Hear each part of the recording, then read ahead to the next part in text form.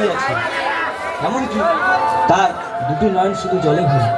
তুমি কি তাকে চেনো, না সে তোমায় চেনে? না না, কি বলছো তুমি? আমি বা ওকে চিনতে যাবো কেন?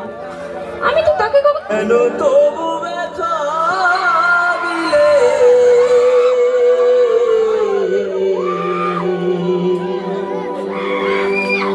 আমার অন্তরে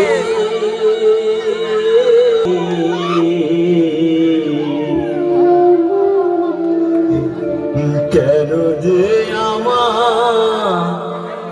কাঁদালে,